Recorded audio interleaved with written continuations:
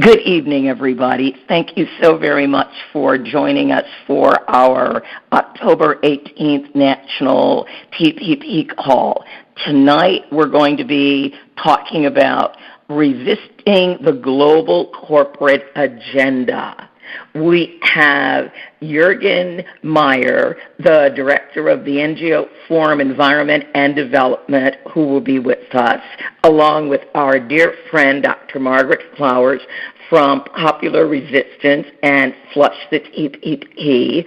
We're going to hear from Adam Weitzman at Trade Justice, and we're going to hear from Arthur Stamoulis rather than Harriet Haywood, giving us an update on what's going on with TTIP in Miami, Florida. I'm Andrea Miller. I'm the Executive Director of People Demanding Action. If anybody wants to write to me, you can reach me at andrea@peopledemandingaction.org. Right now, for our call to get a very good recording, everyone that is not part of the host team or one of our guest speakers is muted. We do not use the cameras, so as you turn your cameras on, I will be turning them off.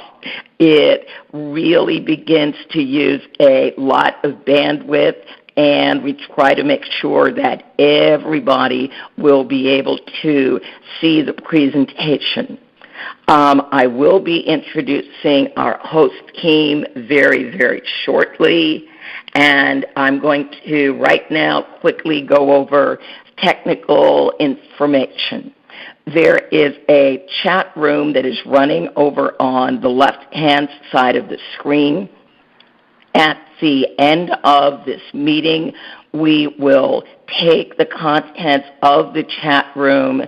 They will be uploaded to where we keep the PowerPoint and the call recording, and you will be able to download this PowerPoint. You'll be able to download a link to the call recording, and you will also be able to download the chat notes. All of the information will be available at www.peopledemandingaction.org. It will be over on the right side of the site. To gain access to the folder, you can use Downloads, TPP, and there'll be a folder for October 18th. We also upload the PowerPoint in the meeting room itself. At the bottom right of your screen, there is a small share button. At any point, you can click on that share button and download your own copy of the PowerPoint. We do not lock the meeting room, so you can come into the meeting room at any time and get your copy of the PowerPoint. Now, I want to introduce our call host team. Many are on vacation tonight. Elizabeth Warren is our Director of Communication tonight. She is taking some family time. Tom Hocking is our technical advisor. He is also our global Facebook page manager. Tom is also taking some family time tonight. Also on this team is Liz Amston. Liz is a Move On regional organizer in California. We also have Jan Schwartzendruber, who is a Move On regional organizer in Kansas. So yes, it does take a village to put this call together. One of our chat hosts, Mara Cohen, is here tonight. She is on the call. Mara is working on recovering her health. Mara works with us on the en masse criminalization team and also global climate convergence. So I'm sending healing and strengthening wishes to Mara over the line. Working also in the chat room, helping anybody that has questions, is Lisa Oldendorf, who is also a Move On regional organizer out of New York. And we also have Linda Brewster, who is a Move On regional organizer out of Washington State. It would not be a call about an issue impacting labor without someone from labor on the call planning team. So Celeste Drake from the AFL-CIO, who is the Trade and Globalization Policy Specialist. She normally provides legislative actions and updates. We took care of those last week. This week we're going to be talking about actions, activities, what's been done, what's coming up. Harriet Haywood is our call co-organizer. I so depend on Harriet. She's the lady that puts together the meeting invitations and the meeting descriptions. She's a Move On regional organizer in Florida. And we are going to be ready to have our first report. Arthur Stamoulis is the executive director of the Citizens Trade Campaign, a national coalition advancing economic justice, human rights, healthy communities, and sound environment through trade policy reform. Arthur's going to be talking to us about TTIP and what's going on in Miami. So, Arthur, take it away. Yeah, thank you, Andrea. Thank you to the host team and everyone on tonight's call. I appreciate the opportunity to be here. So I was asked to give a brief update on what's happening this week in Miami. This week is the 11th major round of negotiations on TTIP, the Transatlantic Trade and Investment Partnership. I'm sure most of the people on this call are familiar with the pact. It certainly hasn't gotten as much attention as the Trans-Pacific Partnership, but it is in many ways just as dangerous a proposal. It doesn't have the same job loss implications necessarily, but European negotiators are proposing an investment court system that's just a renaming of the ISDS court system that everyone's aware about. There's a procurement chapter with corporations trying to use it to attack not only federal procurement policies, but state and local procurement policies. And a lot of corporations are pushing very hard for this to further open up exports of North American fossil fuels, be it fracked oil, be it coal, fracked gas, be it coal, be it tar sands oils. So this is a big, big deal. During the round in Miami next week, the civil society theme will be no more secret trade deals. Much like TPP, USTR has refused to release the text of this pact, refused to even tell us what they're proposing in our names. And, we can juxtapose this against what European negotiators are doing. While by no means perfect, European negotiators are making their proposals available for public scrutiny. So the argument that USTR is using that it just can't do that, is even more outrageous than it was with the TPP. So on Wednesday at 9:15 a.m., activists are gathering at the Courtyard by Marriott in downtown Miami, about a block from where negotiators are meeting, for a press event and rally with that No More Secret Trade Deals theme.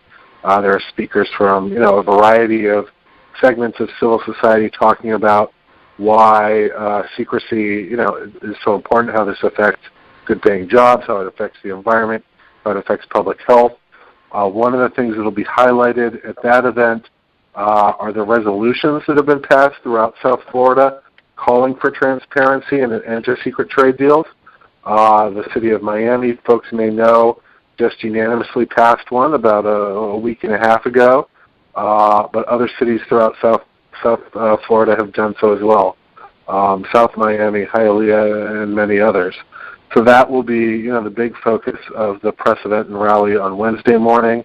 Wednesday is also the stakeholder day, so whoever has pre-registered will be able to go inside, hear presentations from corporate lobbyists, and from folks on our side, from labor, nonprofit, academia, on a whole host of topics. We'll have dozens of people outfitted with T-shirts that have an anti-ISDS, anti-investment court message. So they'll be walking billboards throughout the day during the stakeholder briefings. And then on Thursday at 11 a.m., also at the Courtyard by Marriott, area scholars and some of our national experts will be doing a press briefing and community briefing on what's so dangerous about TTIP. So that's the brief plan for the week in Miami. All right. Thank you very much, Arthur. Thank you. All right. Now, you are very, very welcome.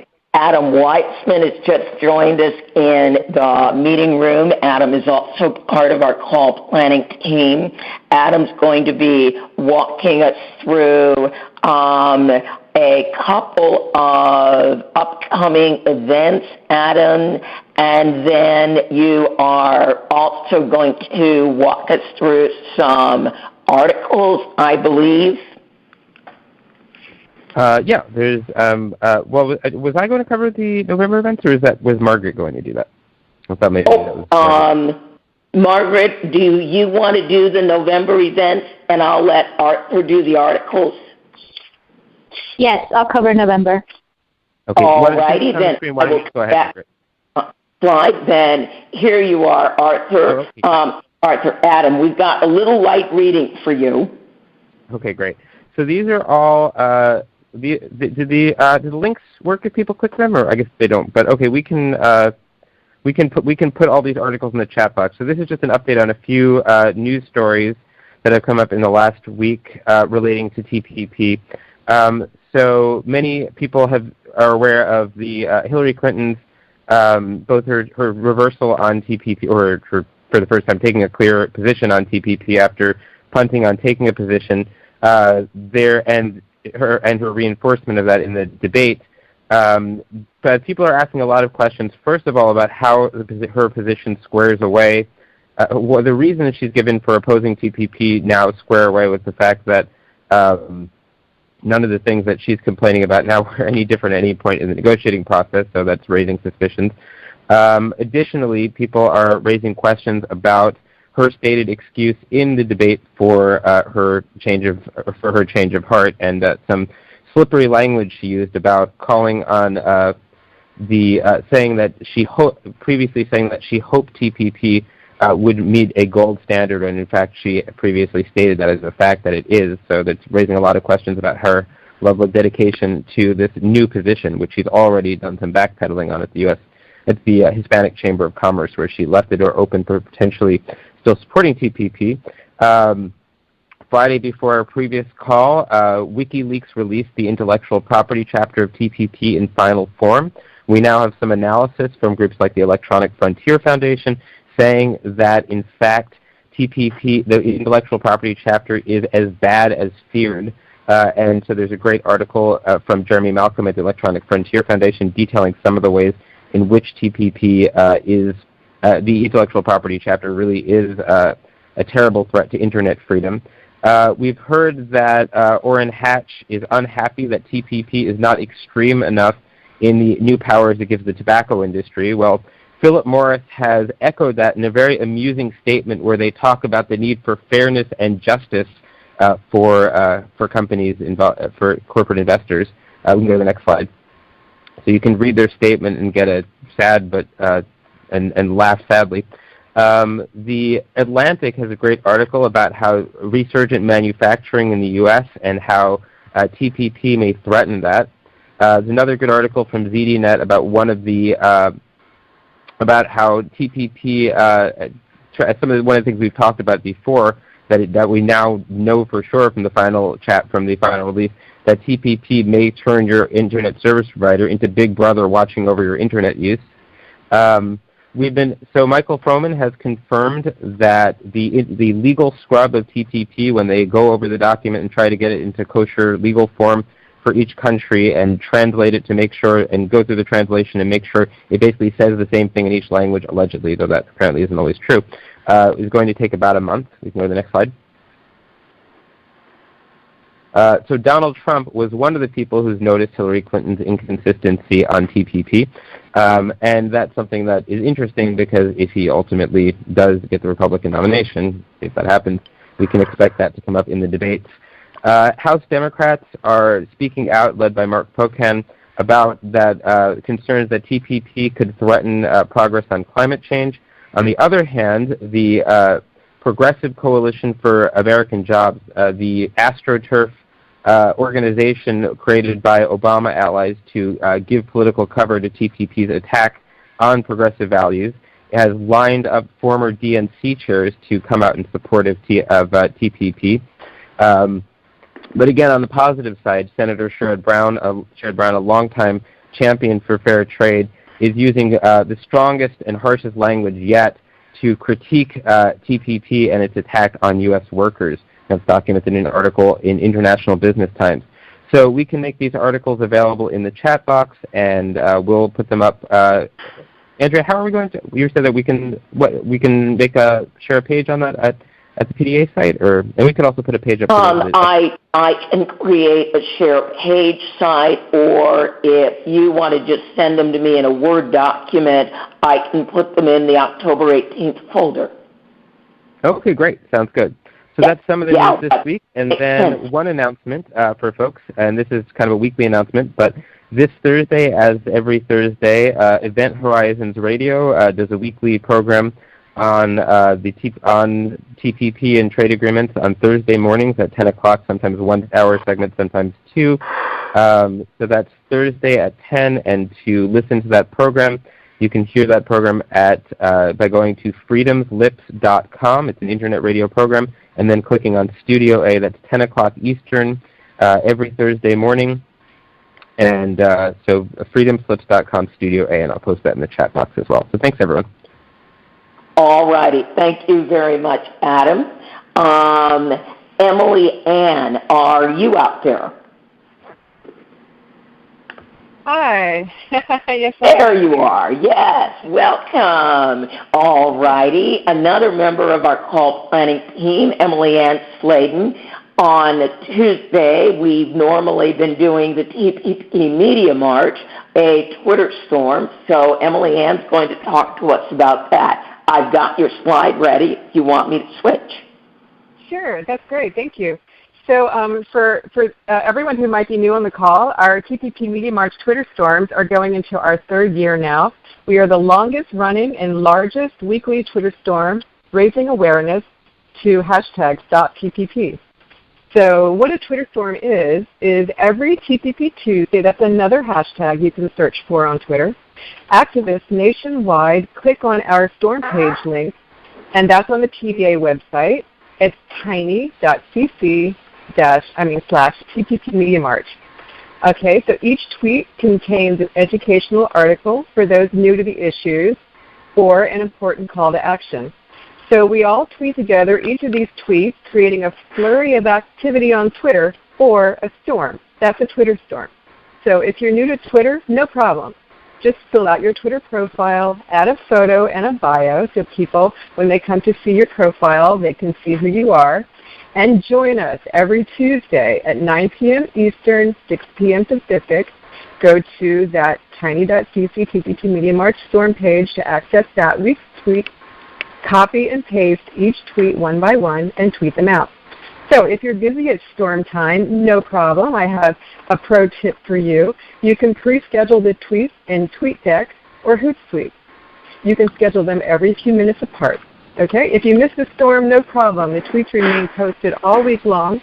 Please feel free to access this important information anytime to help us continue raising awareness and sharing links to inform others.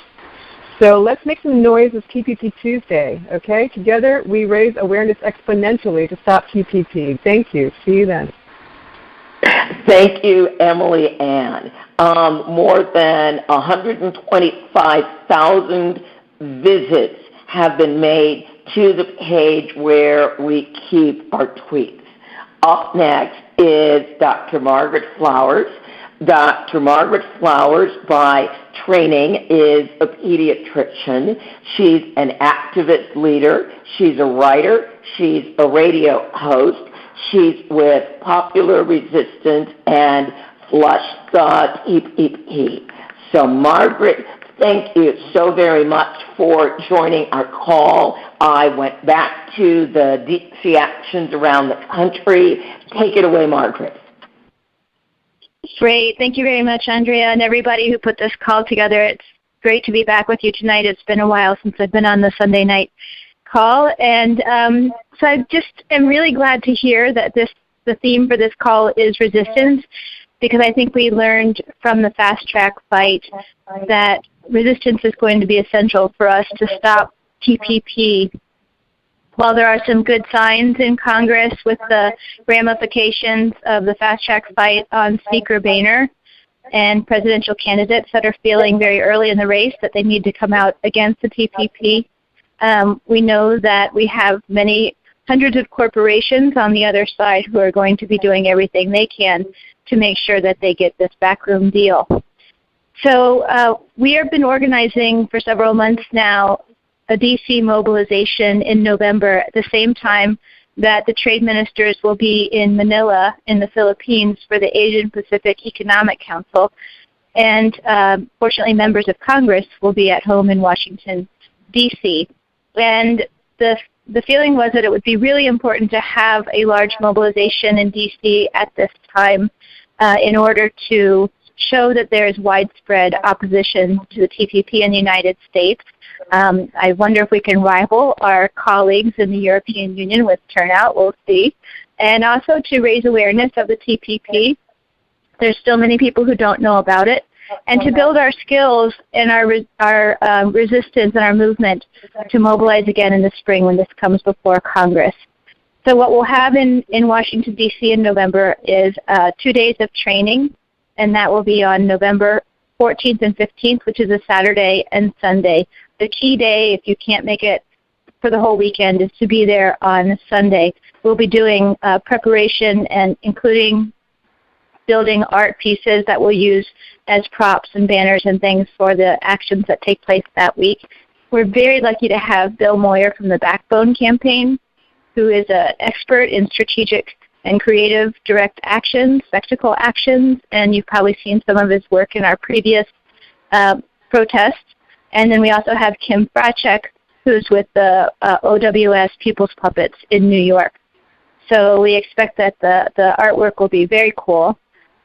On Monday, Tuesday, and Wednesday of that week, the 16th through the 18th, we'll have actions every day, including, we're hoping, to working with farmers to bring in large farm vehicles to D.C. to highlight the impact that the TPP will have on food and farming in our country. We have medical students organizing to come. We're working with labor and internet groups and many other constituencies. So each day there'll be rallies, marches. On Tuesday night, Electronic Frontier Foundation is organizing a hackathon, which is something that I'm not all that familiar with, but basically we'll be running it out of one of the rooms in the church that we'll be using as our base, and it's an action that people can do together online, locally as well as globally. So we hope that that will really spread what's going on during the actions around the world, and the theme on Tuesday is international solidarity. On Wednesday, we'll be up on Capitol Hill with actions there as well as delivering petitions. So if you are able to attend the November mobilization in Washington, D.C., we do have housing and food at a church where we'll be using as our base. You can register at flushthetpp.org. We have a short link if you want to use it. It's bit.ly/ and then uppercase TPP, uppercase B for bad, the word bad, and uppercase D for deal. So it's TPP bad deal with uppercase TPP B and D. If you go there, you can fill that out. We'll be in touch with you to confirm, and you can come throughout the whole time or part of the time. If you can't make it to D.C., you can organize a solidarity action where you are, and we can post that on our action map. Just let us know at Flush the TPP. You can also participate in the hackathon. We'll have details of that up on our website at Flush the TPP. And you can also sign up the petition or create your own petition and just send us your signatures so that we can deliver as many signatures as possible on Wednesday, November 18th. The petition that we're circulating is, the short link is bit.ly/SayNoTPP. The S, the N, and TPP are uppercase. Some of the messages that we think are really critical to get out is that the Trans-Pacific Partnership is toxic political poison for any politician that touches it. And so like Hillary Clinton, they need to stay away from it. We also think it's important to bring out the message that the Trans-Pacific Partnership is really the economic arm of our geopolitical positioning, our military positioning around China. We call this the Asian pivot. And we believe that trade is something that should be good. It should be a way for countries to exchange goods that they produce, to share. And trade should be something that lifts up workers and protection of the planet. It should not be used as a weapon. But with the Trans-Pacific Partnership, trade is becoming an economic weapon of U.S. empire. So it's important to get that message out, as well as making sure that our message is strong in international solidarity, because we see these agreements as really hastening the race to the bottom globally for all people and all workers. So we want to stop the global race to the bottom.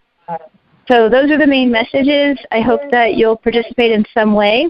And on Wednesday nights each week, we have the organizing call. You can get involved with spreading the word through our media mobilizers, get involved with outreach or action planning. If you go to flushthetpp.org and look under the news section, you'll see the top post is the information about the weekly TPP Resistance call. So we look forward to speaking with you there. I think that's everything, and I can stay on if you have questions. Over. All right. Thank you very much, Margaret. All the links that Margaret mentioned while she was speaking, I have pasted those links in the chat box. And if you are not in the meeting room, I will be uploading the information from the chat room to people demanding action in the download/TPP folder. So thank you so very much, Margaret. Because our guest is up at 1:30 in the morning, I'm going to try to put all of our questions at the end. We haven't spent a lot of time talking about TTIP. So I want to make sure that everybody on the call knows this is the Transatlantic Trade and Investment Partnership. They were originally going to call it TAFTA, but then when they realized that NAFTA had such a bad name, they ended up coming up with TTIP.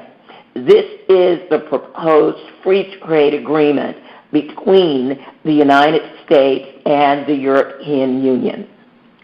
And our next guest, Mr. Jurgen Maier, is going to explain to us that the folks in Europe, and especially the folks that he's working with in Berlin, they don't like TTIP any more than we like TPP. Mr. Jurgen Maier, he is the director of the German NGO Forum Environment and Development. This is the network coordinating non-government organizations monitoring international policy regarding sustainable development. He's attended numerous WTO conferences, the man must be a saint to go to those, and coordinated the Trade Justice Campaign in 1999 through 2004. Currently, the forum hosts the German Coalition Against TTIP. And from 1993 to 1996, he worked as director of the German Asia Foundation. So this is probably at least one of the places where he developed his background and understanding of what's going on in Asia. Mr. Jurgen Maier, Thank you so much for getting up at 1:30 in the morning and joining us. Hello. Can you hear me? We hear you fine. Very good. Yeah. So very good to hear you talking about all these protest actions that you are planning for the 11th round of the TTIP negotiations. Here in Europe, we have a very strong protest movement against TTIP and the sister agreement of the EU with Canada, which is called CETA. This is an agreement that is basically the pilot version of TTIP, and on the picture from the demonstration you see TTIP and CETA being mentioned, so it was a demonstration against both agreements, because essentially if we cannot stop CETA, we will not be able to stop TTIP, and CETA has the big difference that it's already fully negotiated and the text has been released, 1,600 pages, and it's a kind of a prototype, so we can expect another version of CETA, so we already know to some extent what is in the pipeline. So when I mention CETA and TTIP together, this is something that is very important here. The demonstration in Berlin a week ago was a very big one, 250,000 participants. It was the biggest, and maybe you can show the next slide. It was part of a week of action in Europe, all across Europe, 150 actions. So we also had demonstrations in Brussels, in Amsterdam, and many other places, but of course the 250,000 in Berlin was really the biggest one. And I must say, we were totally surprised ourselves that we got 250,000 people turning to the streets. We never expected that, never. Maybe you show the next slide. Yeah, we expected a maximum of 100,000. The weather was wonderful, so it was essentially the optimal weather for a demonstration. Maybe you show the next slide. Of course, we also had a lot of nice media stunts, pictures like this one. You can trust us. GMO food is wonderful. What do you have against TTIP? These were the messages that those guys in ties and suits were telling us. And the next slide. The Trojan horse, this is one of our favorite pictures that we've been using over the last 2.5 years. The Trojan horse, and if you open that horse, what comes out is ISDS, GMO food, less workers' rights, and things like that. A very good picture to illustrate what TTIP means. Next slide.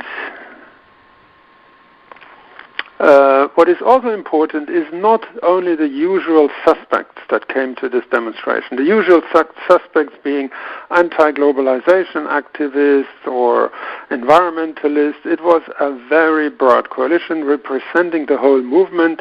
We had farmers coming with their tractors. We had a massive mobilization of the labor unions. We had the entire cultural spectrum. The National Umbrella Organization of Cultural Organizations was mobilizing. So it was essentially the whole society. And even, what is also important, even organizations representing small and medium-sized enterprises mobilized and showed up and said, not the whole business spectrum is in favor of TTIP. TTIP is an agreement for the multinationals, and it's not for the small and medium-sized enterprises. Next slide. So apart from that demonstration, on October 6th, we concluded the collection of more than 3 million signatures all across the EU. That was what was supposed to be a so-called European Citizens Initiative. It's a kind of a plebiscitary instrument in the EU. When you collect more than 1 million signatures within 1 year, in more than 7 countries, you have a right to be heard by the Commission and by the Parliament.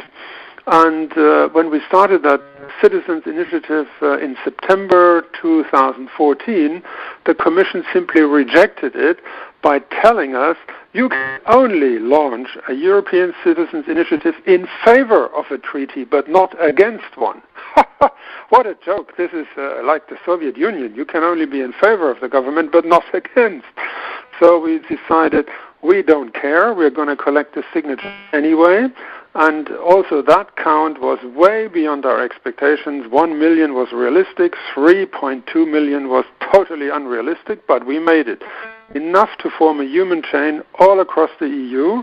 And this is something that was also, these 3.2 million signatures were handed over to the Commission 2 weeks ago. And after more than 1 hour of Commission refusal to accept them, they finally accepted to take them in Brussels. Next slide, please.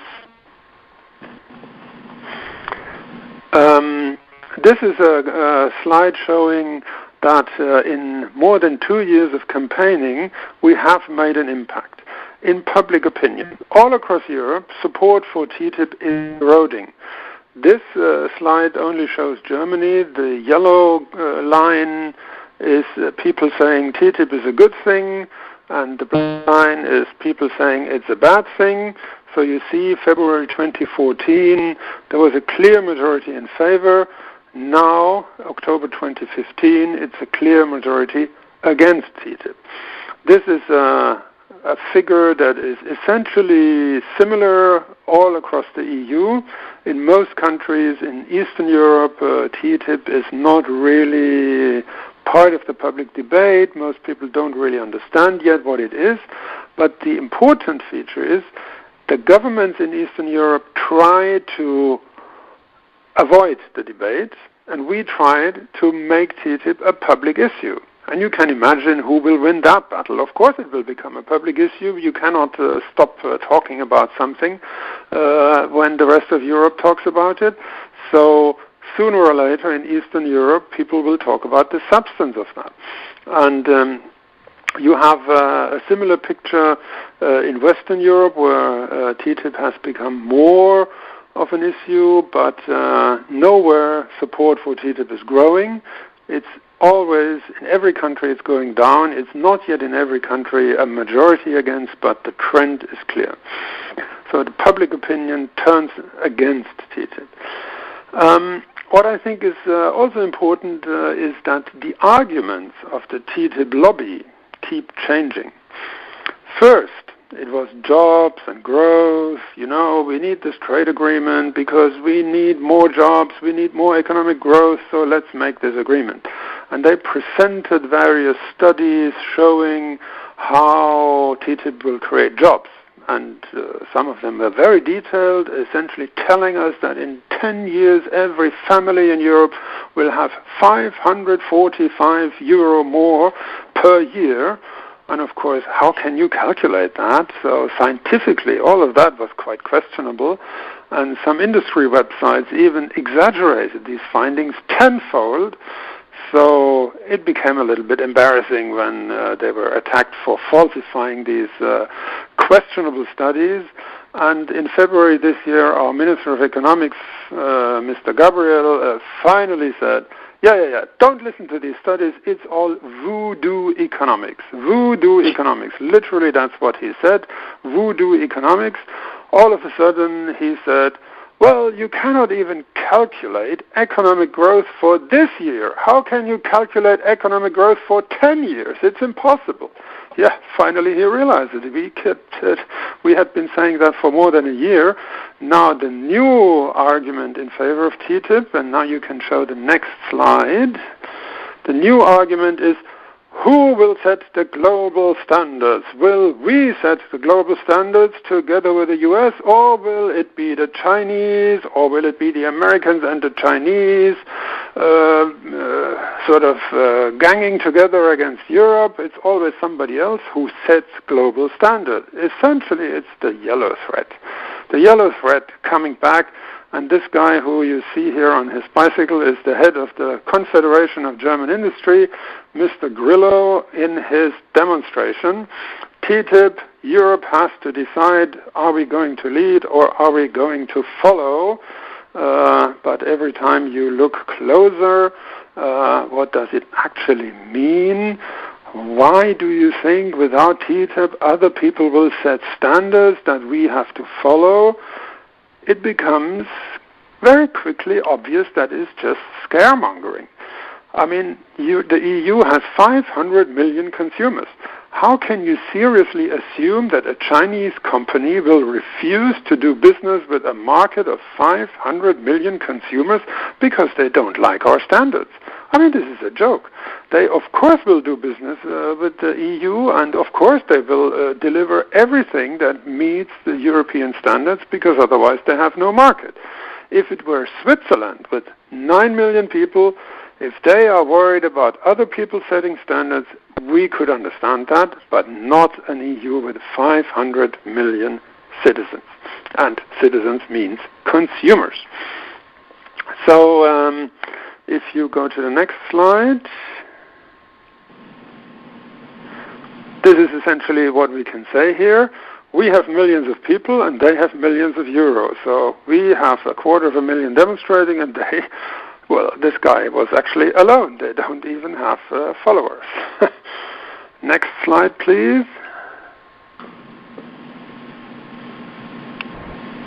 Hello? Hello. Yeah, next slide. Wonderful. So now we come to the question, what is the motivation behind our strong movement, and what is the motivation behind the TTIP lobby's push for that agreement? I have to say, when we invited for the first meeting to set up our coalition in Germany in April 2013, 2.5 years ago, we would never have believed it would be such a success. It was a complicated issue. It's not like let's stop a war or let's mobilize against this nuclear reactor or something else that you can see. It was a highly abstract thing. And we finally realized that the big success of our movement is not simply because people oppose TTIP as such, because TTIP is an instrument. It's not the instrument that is the problem. It is the policy behind the instrument that is the problem.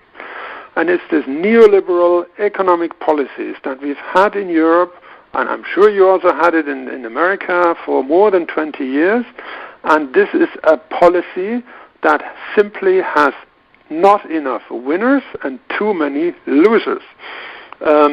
This whole ideology of deregulation, this whole ideology of liberalizing everything, of privatizing everything, of globalizing everything, this whole ideology has now reached a point where people understand it and oppose it.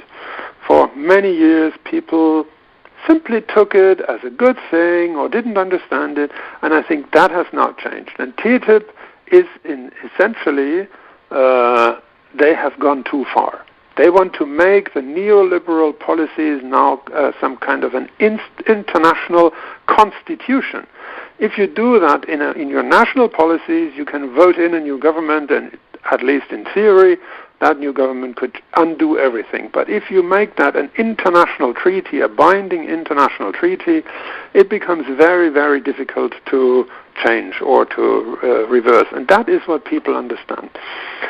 The idea of regulatory cooperation, that is the core of TTIP, regulatory cooperation to remove what they call non-tariff trade barriers.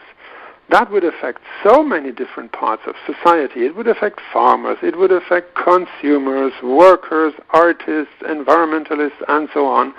And that, of course, also means many people have a reason to rally against TTIP, not only the usual suspects. Everybody is affected.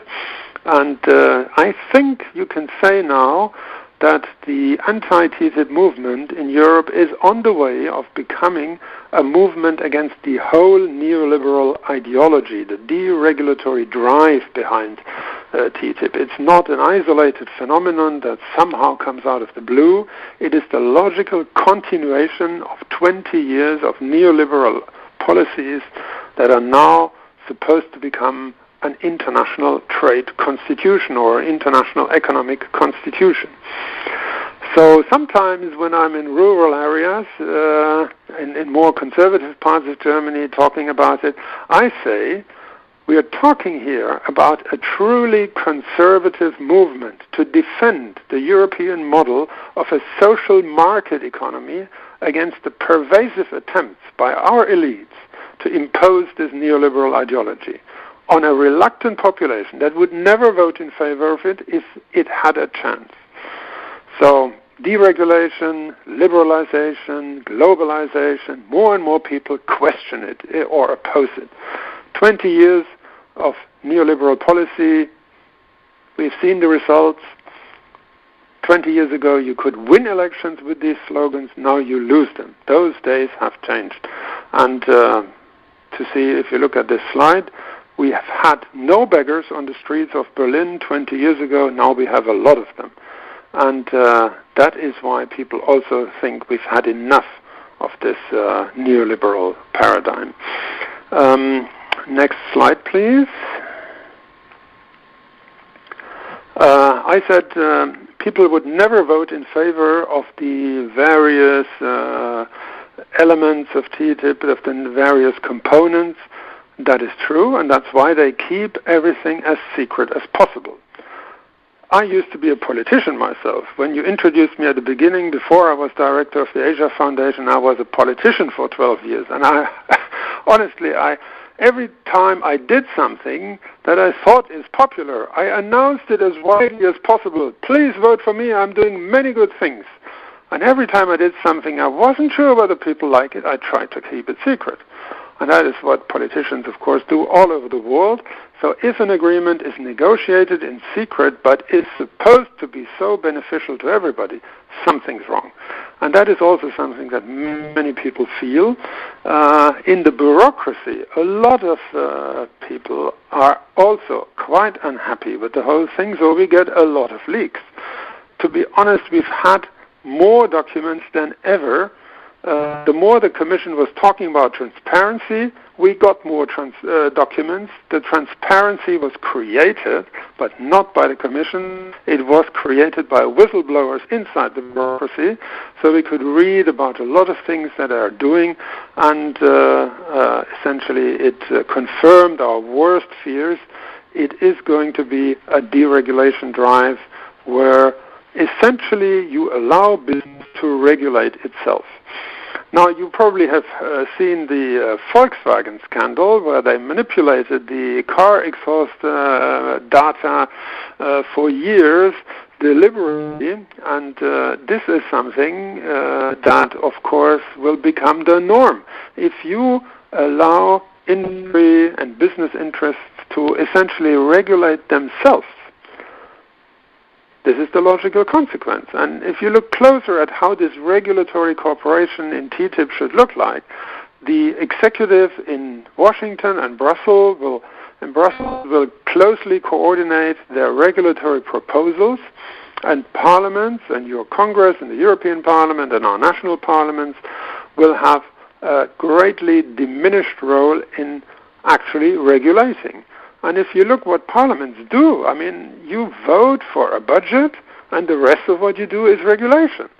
And if you are no longer allowed to regulate because you have bound yourself to regulatory cooperation in an international treaty, it becomes extremely difficult to change regulations.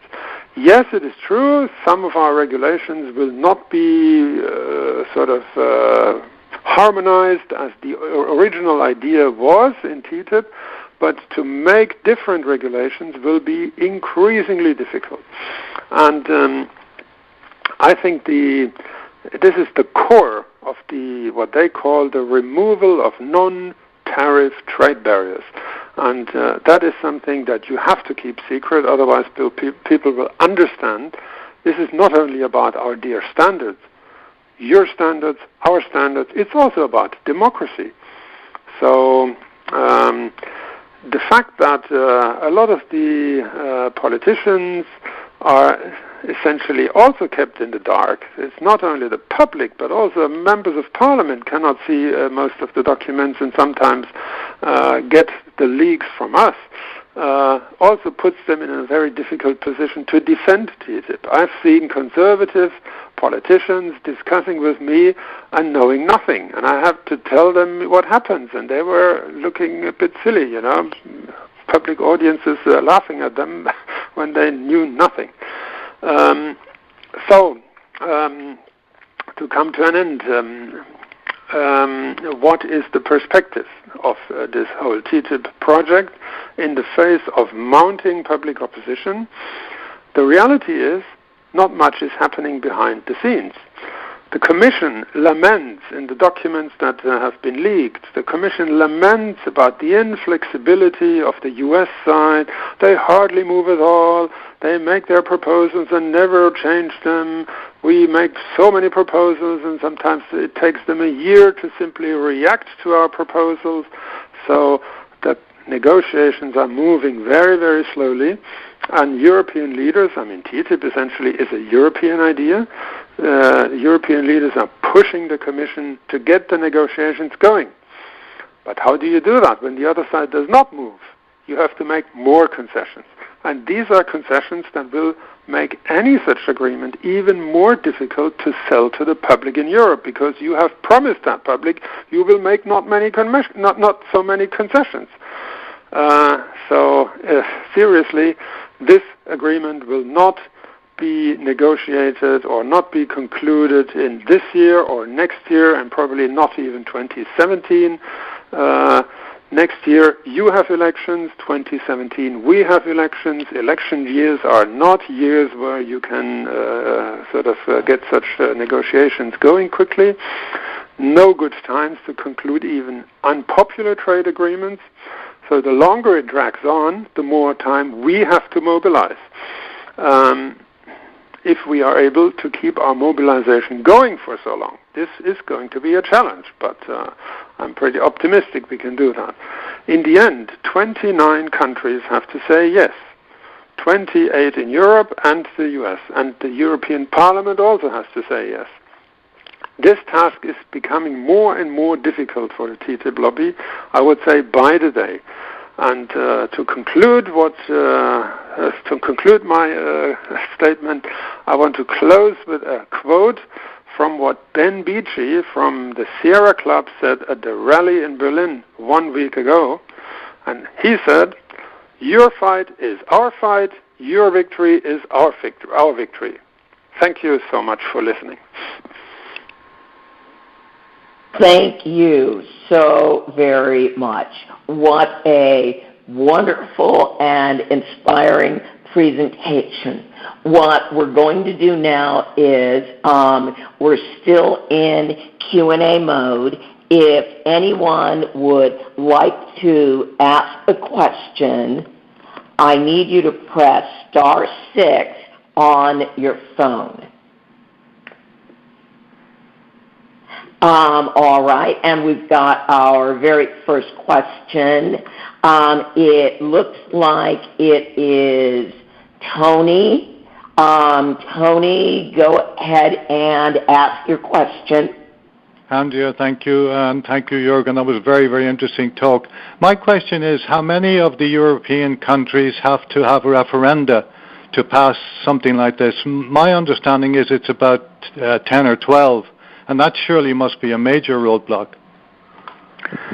Well, a referendum will take place if either the government calls one or you have in the various national laws the necessary number of signatures. So we have, in a number of countries, we have NGOs thinking about a kind of a referendum. But, of course, you can only have that referendum after the treaty is on the table. So people are thinking about a referendum about CETA because that treaty is on the table. So if the governments maybe next year consider ratification, then you can legally start a referendum. But on TTIP, this is only a project at the moment. So at the moment, you cannot have a referendum about something that is not even on the table. But it's a threat for the TTIP lobby that's clearly looming. In Germany, we can have no such referendum. In other countries, it's possible. All right, thank you. Dave Sonnenborn, California, you've got a question. Go ahead, Dave. Okay, Andrea, I'm going to wait till later. My question is not to Jurgen, so I'll wait until you have questions later.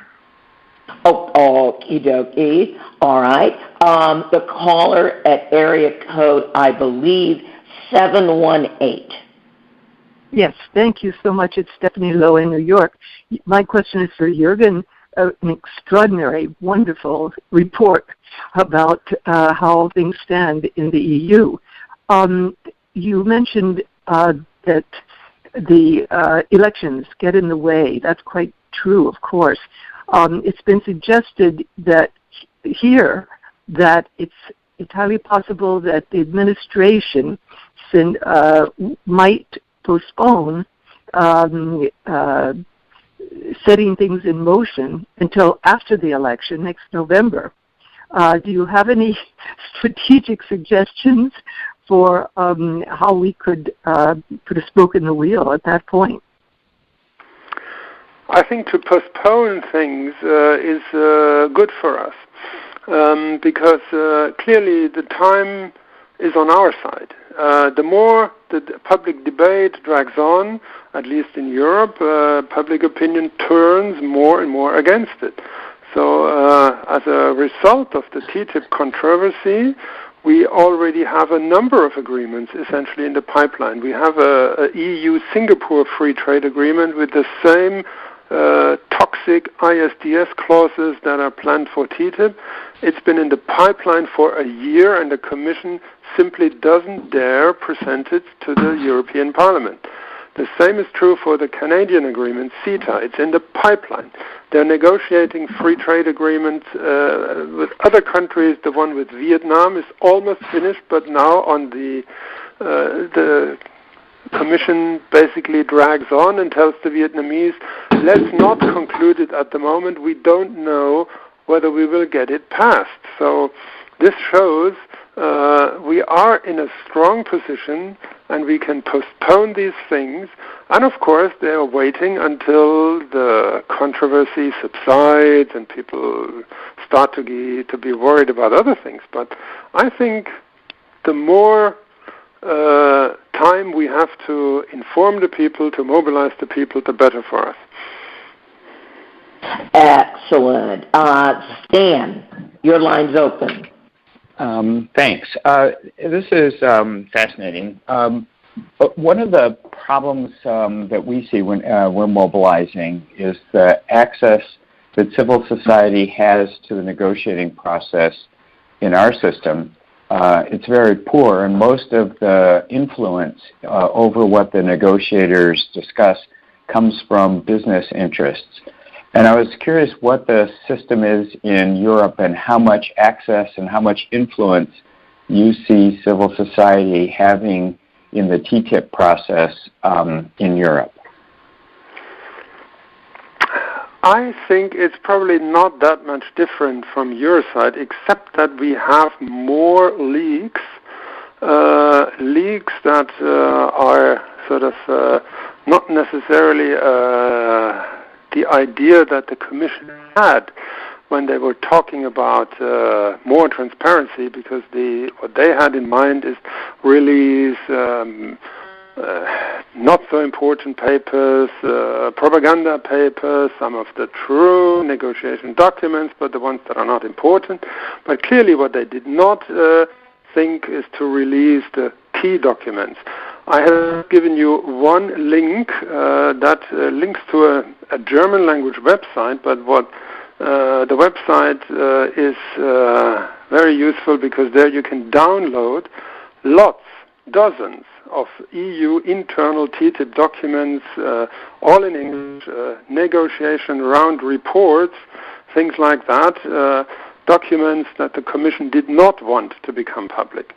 So you can have a look at these, and from that we get a quite good look, or quite a good insight of what's been going on. Now they have made it more difficult to get these papers by restricting the number of officials getting them. But in a legal sense, we have no right to all these documents. And it's also funny enough that the EU negotiates a free trade agreement with Japan at the moment, and not a single document was made public.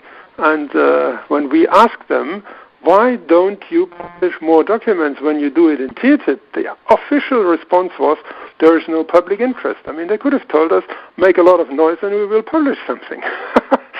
So probably we have a similar situation. Legally speaking, we have no right to any of these papers, but we should have. Next caller on area code 406. Your line's open. Hello, my question is for Jürgen about the recent protests in Germany that brought out 250,000 people. I just wondered when that was. Was that like last week or today?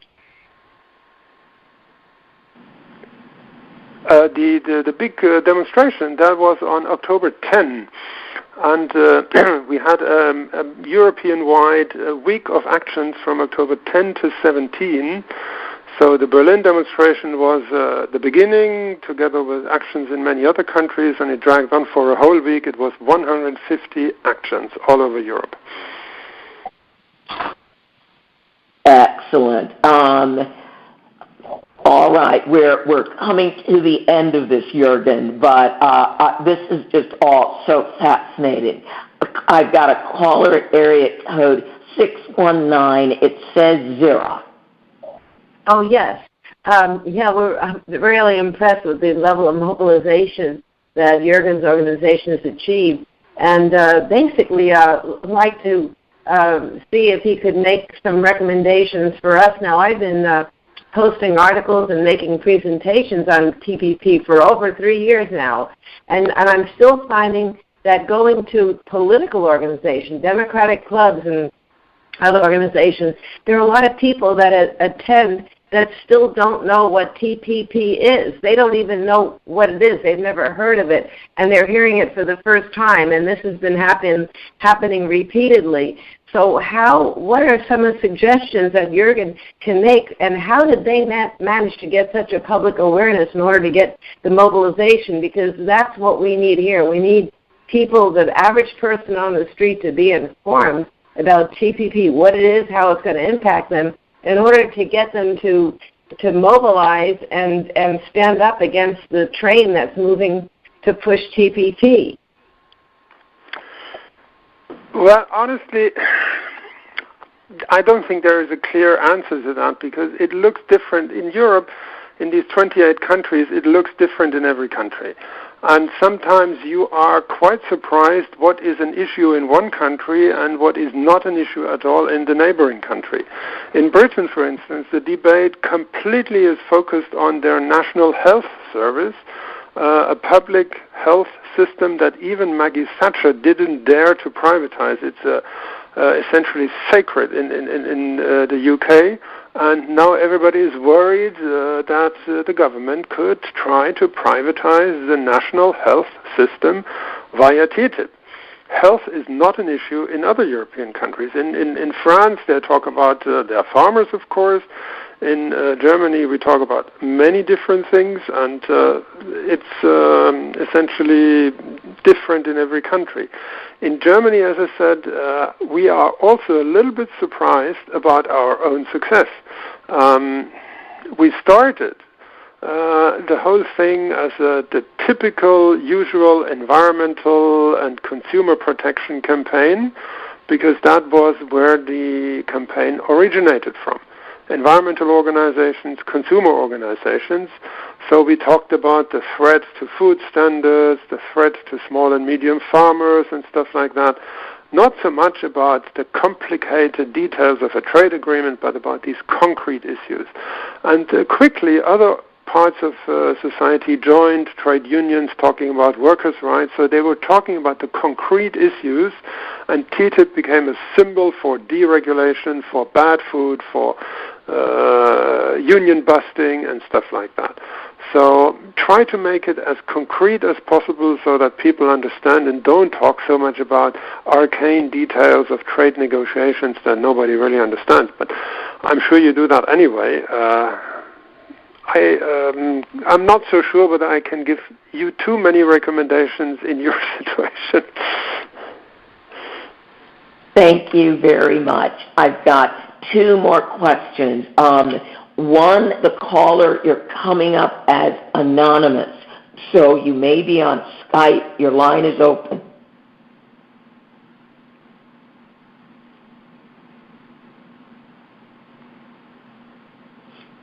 All right, I'm going to go to my next caller. I have a caller in, it looks like a New York number. It is area code 518.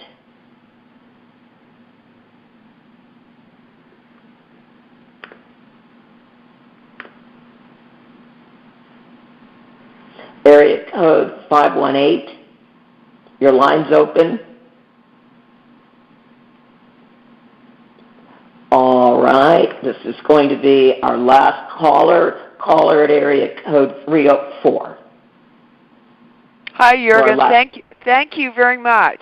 My question is similar to the last person's, and excuse me. I just wanted to know about particular advice for reaching liberal to conservative or different groups. Perhaps we're not so different in that there are a lot of different concerns from different groups. So I didn't do a very good job in posing my question, but...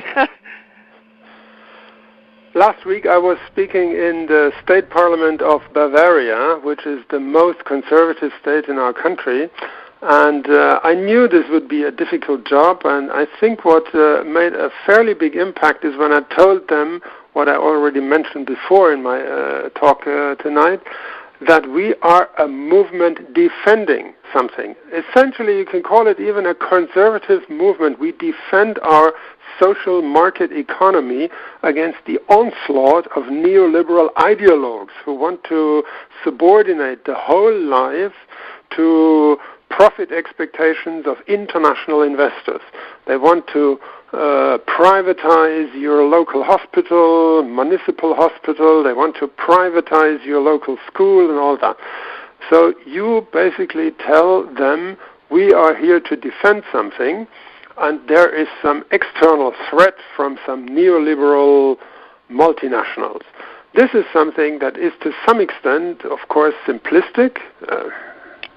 You are always a little bit simplistic when you talk about trade, but it made a big impact because it gave them the feeling, these are not the usual radical enviros or crazy civil libertarians or whatever. This is a movement by essentially a cross-spectrum of society, which it is. So maybe you can use that, I'm not sure whether that works in your context. I don't use it all the time, but in a conservative place such as Bavaria, it clearly made a big impact. And I'm going to say, Jürgen, this is Andrea, thank you for that. I know some of the strongest and weirdest friendships I've cultivated in my life have been with people that we didn't originally like each other, but when we realized we hated all the same things and same people, we were able to form a very deep bond. Yeah, that happens. This is really and truly your last question. Okay, Paul, your line is open. Yes, thank you. Jürgen, is Angela Merkel popular in Germany, and is there some interplay between people's view of her and people's view of TTIP? Merkel is in favor of TTIP, but she has been remarkably silent over that issue over the last months and left all the TTIP propaganda to her Minister of Economics, which is in charge of trade negotiations and who also happens to be a social democrat. Foolish enough, this guy is very much in favor of TTIP. So Merkel knows, I think, that TTIP is unpopular. So I'm not so sure whether when she realizes the whole thing is going to hit the wall, whether she will weigh in and try to save it. I doubt it. She listens very much to industry, but at the moment, I think Merkel has other problems. The refugee crisis, she will not risk to sort of lose popularity by coming out in favor of an unpopular treaty. For more than 3 months, she hasn't mentioned it in any of her public speeches, which I think is remarkable. And yes, that would truly be, as we sometimes say here, Jürgen, the elephant in the room. We all walk along the edge of the room, but nobody wants to talk about there's this big thing in the room. We all know it's there, but nobody wants to mention it. Jürgen, again, thank you so very, very much for literally either staying up or getting up in the middle of the night to join us. You have been an absolute delight. I'm going to do something that is a little unusual. I'm going to release all of our lines for just a moment to let everybody tell you thank you and how much they enjoyed your presentation. Thank you very much. Thank you. Thank you, Jürgen. All right, and we just wanted you to know that we really, really, really appreciated you. I know there were some other people who had questions, so I'm going to move on, take our other questions. Dave Sonnenborn, I know you had a question. Yes, Andrea, and I don't know whether I've understood it yet, but has the 90-day clock started already for Congress, or it's not yet started? The 90-day clock has not yet started. We don't have the full official language available for Congress from the USTR. Margaret, correct me if I'm wrong. No, that is correct. They're still going through the whole legal scrub, so that it will take time for them to finalize the text completely. Over. Thank you. And believe me, when that text is finally scrubbed and the moment that we know it is going to Congress, believe me, you will be deluged with emails. Andrea, can I add on to that quickly?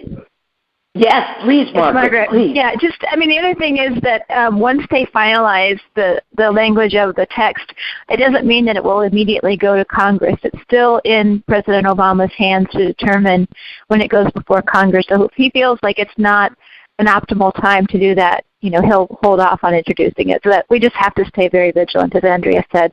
Over. Yes, because now one rumor that I've heard is that Mitch McConnell wants to introduce it before Super Tuesday. I've heard that. I have no idea if that is true, but again, it really, once the text is done, the ball goes to President Obama's court, as it were, and he really determines what our timeline is. And again, what makes that so difficult is it can be a totally arbitrary something that he believes is going to happen that maybe totally off our radar or just some totally arbitrary date that he picks and says, okay, I'm sending it over to Congress now. And it's like, whoa, what was that based on? It doesn't have to be based on anything. It's once it's done, whenever it feels like it. Do we have any other questions?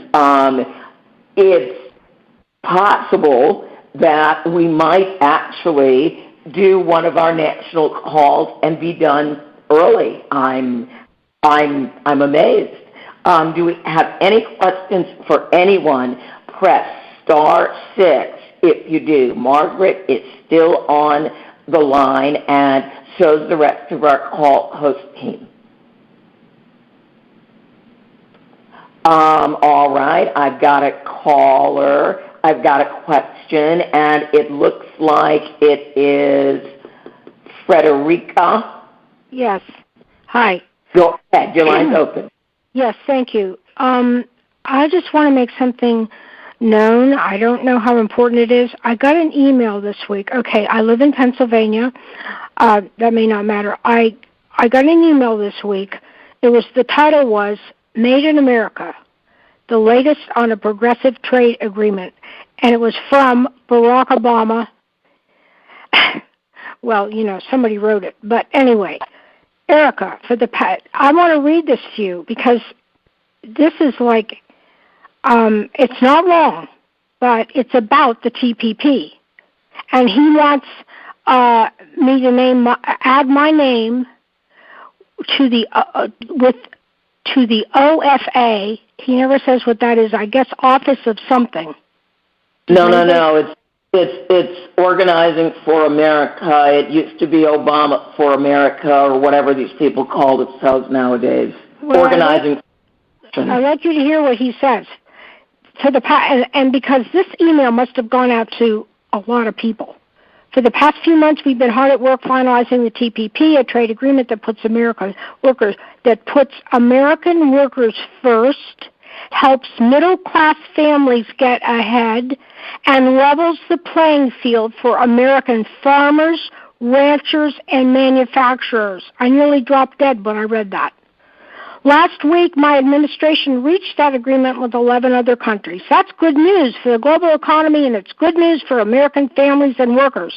It wasn't a sure thing. It took an incredible amount of organizing to get here, and OFA is one of the groups that's been fighting for leadership on trade. Now the deal is agreed to. I want to make sure folks have the facts about the TPP before it comes to a vote. If a trade agreement that puts American workers first is important to you, then this is in blue, and I can click. You can add your name with OFA to join the conversation. You want to hear more? That's basically, I thought, this. How many millions of people has this email gone out to? Several million. There's millions of people that are part of OFA. I am not one of them. I don't know how I got this, and I think it's worrisome that it comes from the president, and he's saying what he's saying. What I read you, this is good news. It's going to help our families. Well, again, remember, this is President Obama's trade deal, and President Obama has been the biggest cheerleader and arm twister for the TPP. I understand that, but I'm wondering what we can do to counter this.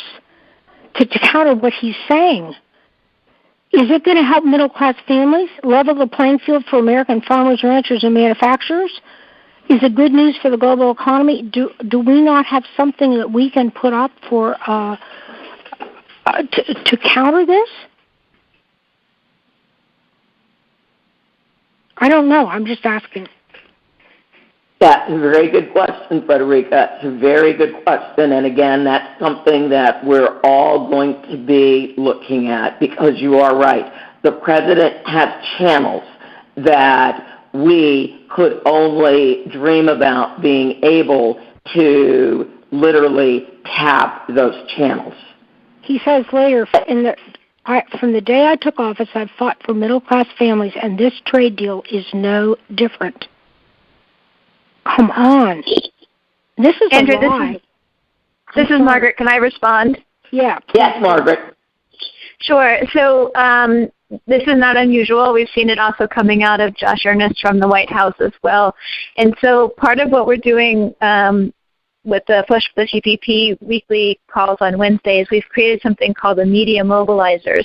And if anybody wants to become a Media Mobilizer, you just go to Push the TPP, and if you look on the tools section for media, you can click on the link and sign up.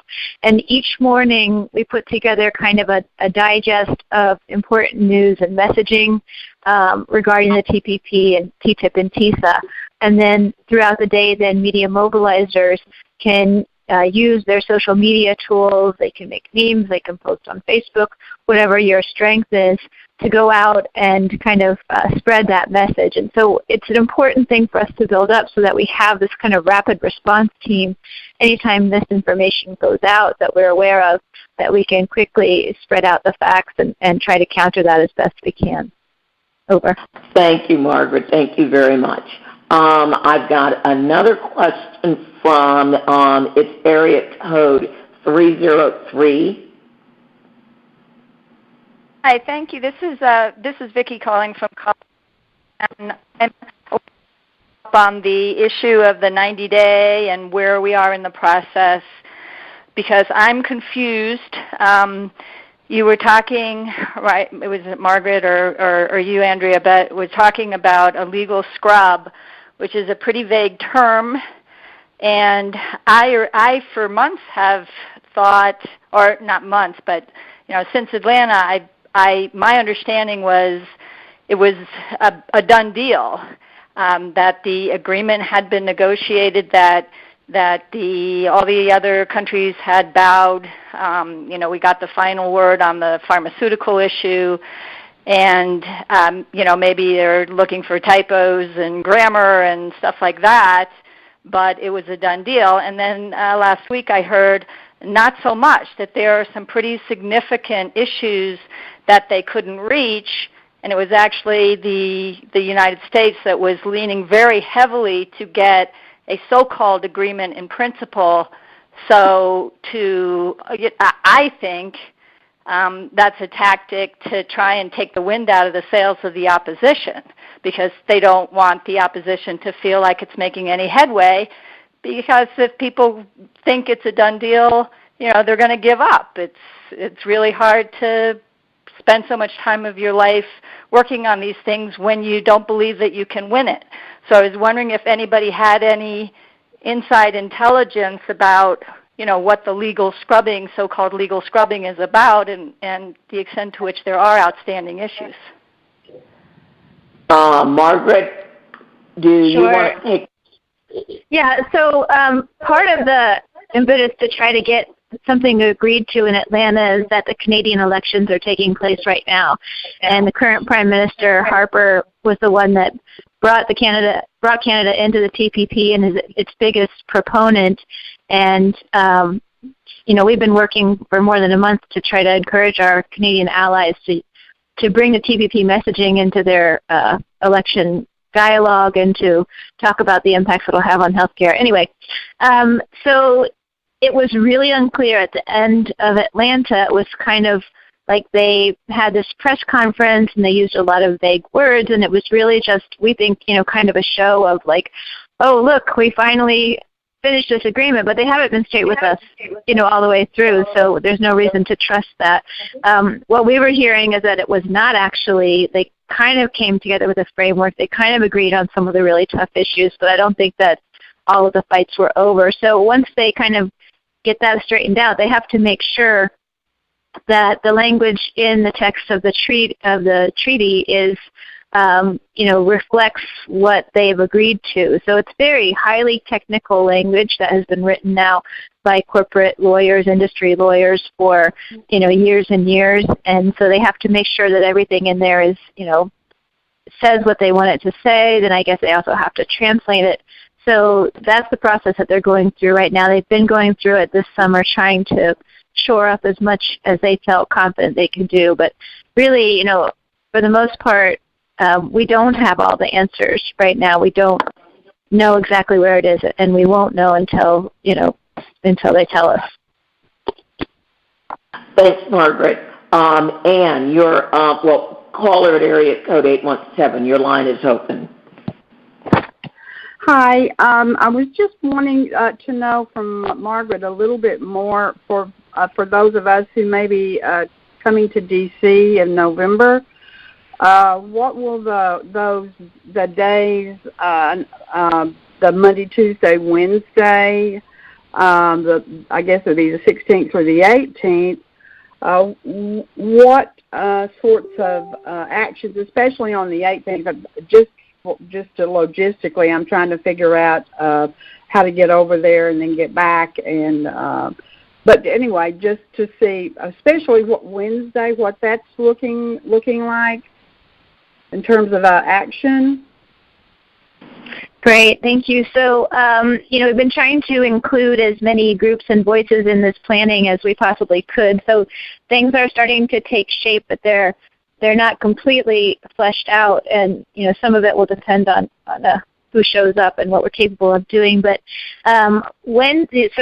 Monday will be focused on the U.S. trade rep in the morning, and then in the evening, we're going to be doing a march so that people can join us after work. And then Tuesday will be focused on international solidarity and focused on Embassy Row and the various countries that are involved in the TPP. And then Wednesday we're planning to focus on Capitol Hill and Congress.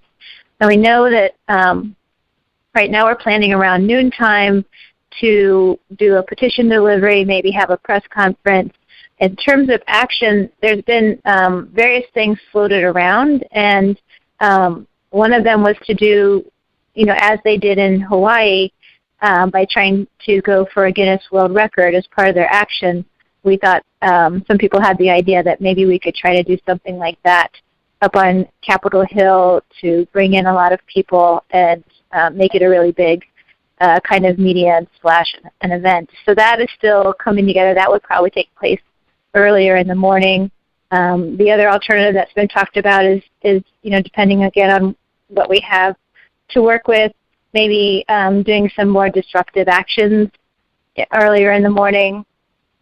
But definitely we'll have something going on that everybody can participate in around noon, and then likely something earlier. So I'm sorry I can't be more specific. We'll definitely try to put more details out as we get them. And you can follow on the page that you actually use to register to come to the actions.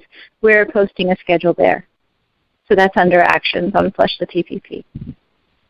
Okay, great. Thanks a lot, Margaret. Thanks for that. Judy, your line should be open. Judy, 718? Right, sorry. Yes, area code 718. It's actually Mark, Judy's husband. At one point, Congressman Alan Grayson was allowed to view the text without the aid of being able to take notes or bring aids. He was allowed to view selected portions of the text. There has been no member of Congress that has been allowed to go in and sit down and read it. Now, he was told you can't go out and discuss what you've been shown. At what point are our elected officials, such as Congressman Grayson or my Congressman Israel, going to be able to examine the text and discuss it in public? Is that...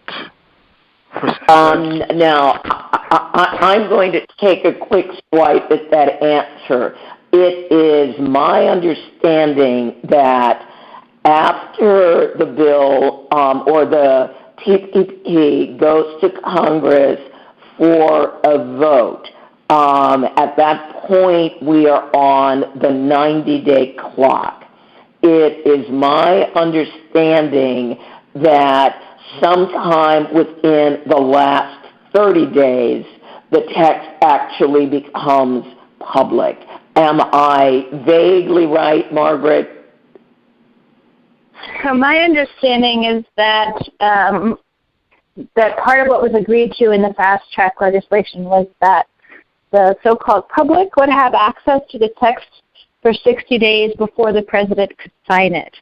I my understanding is that that would have to take place before it goes to Congress or perhaps concurrent. I'm not sure. It was really confusing to try to understand the fast-track process after they finally passed it.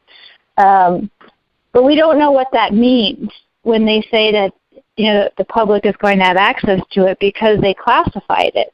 And so, so far members of Congress have only been able to see vague summaries of the various chapters or redacted portions of the actual text. So we're not sure what it is that the public will see.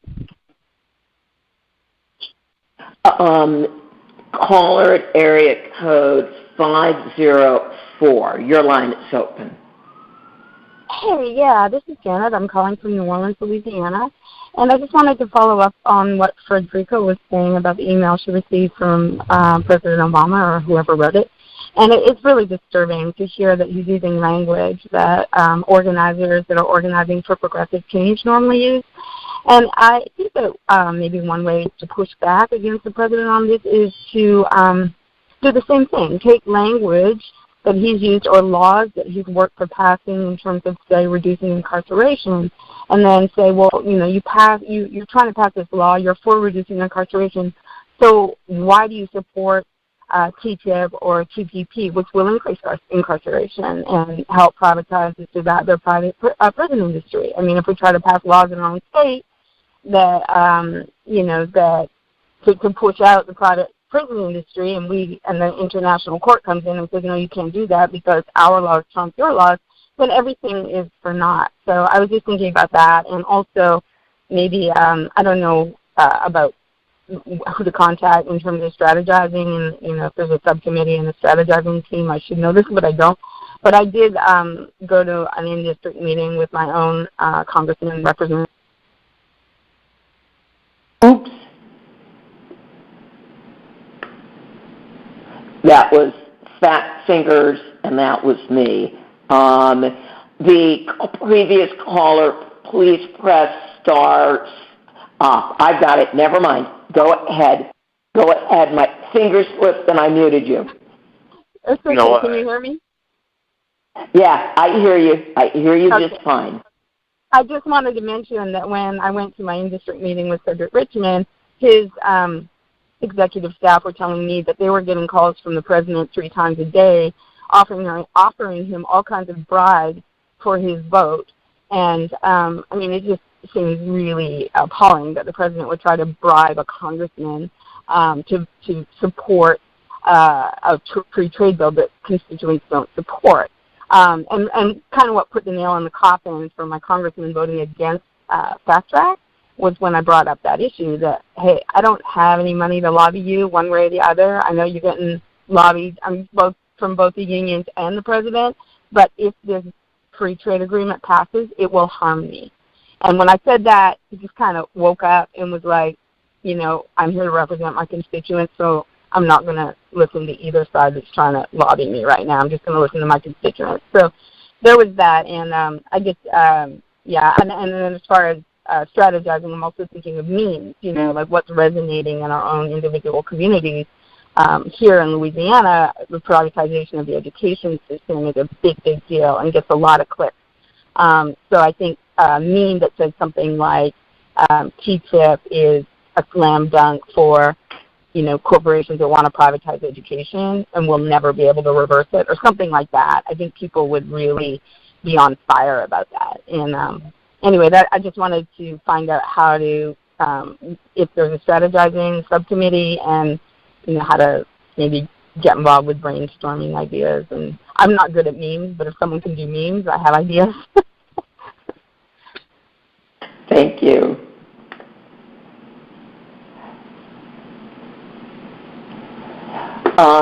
Well, we have our call planning team. If you're interested in being part of what we do, you can write to us at tpp@peopledemandingaction.org. And then we also work with Popular Resistance. And Margaret, why don't you give an email that our last caller can use to get in contact with you, especially possibly the media group, because she says, well, she doesn't know how to make memes. She has ideas about them. Great, thank you. Yeah, so if you contact me, it's just info, I-N-F-O, at popularresistance.org. And it's interesting because I was just talking today with a woman who's with Badass Teachers. They call themselves the BATS, which are teachers that are fighting privatization of education. And she's going to work on kind of a fact sheet about how these agreements will impact education and then do some memes. So if you follow Badass Teachers on Twitter, you'll probably see those popping up sometime soon. But contact us at info@popularresistance.org. And if you're interested in joining the media mobilizing list, then that would be a great place for you to share your ideas. And we do have people on that like to make memes. Lovely, lovely. And I know one of the things that has always concerned me about President Obama was the inordinate amount of pressure that he brought to bear on the Black and the Hispanic caucus. And you'll notice the first thing they always say about the TPP is that it's going to create jobs. And most of the members of Congress that represent Black or Latino districts are coming from districts where there is a desperate need for jobs. So it just strikes me as all the more, I can't even come up with the word, horrible or something, to literally trick people into supporting something that you know is really going to harm them. This is our very last question. Paul, your line is open. Go ahead. Paul? Hello? All righty then. Hearing no other questions, Andrea, can you hear me? I am going to stop the recording.